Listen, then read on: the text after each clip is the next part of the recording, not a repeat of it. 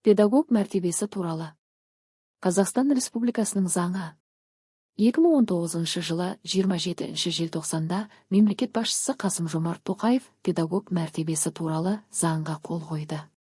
Бұл заң Қазақстан Республикасының тұңғыш президенті елбасы Нұрсұлтан Әбішұлы Назарбаевтың бастамасы бойынша әзірленген. Мазмұны. Заңнама және құқықтық ақпарат институтының ескертпесі. Осы заңның қолданысқа енгізілу тәртібін 21 баптан қараңыз. Қолданушыларға қолайлы болу үшін заңнама және құқықтық ақпарат институты мазмұнды жасады.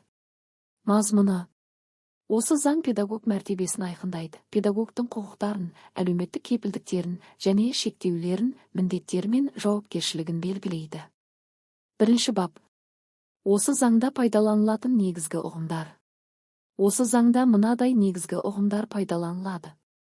1. Педагог, педагогтік немесе тиісті бейіні бойынша өзге де кәсіптік білімі бар, және білім алушыларды, және немесе тәрбиеленушілерді оқыту және тәрбиелеу, білім беру қызметін әдістемелік қолдау, немесе ұйымдастыру бойынша педагогтың кәсіптік қызметін жүзеге асыратын адам.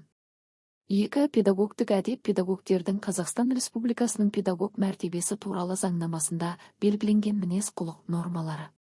3. Педагогтік әдеп жөніндегі кеңес, білім беру ұйымдарында және білім беру саласындағы уәкілетті орган, ведомствосының аумақтық бөлімшелерінде құрылатын, педагогтердің педагогтік әдепті сақтау мәселелерін қарайтын алқалы орган. 4. Тәлімгерлік, педагогтың орта білім беру ұйымында педагогтың кәсіптік қызметіне алғаш рет кіріскен адамға кәсіптік бейімделуіне практикалық көмек көрсету жөніндегі қызметі. Екінші бапты келесі видеодан тыңдай аласыз. Арнамызға тіркеліп қолдау көрсетуіңізді сұраймыз. Сау болыңыздар.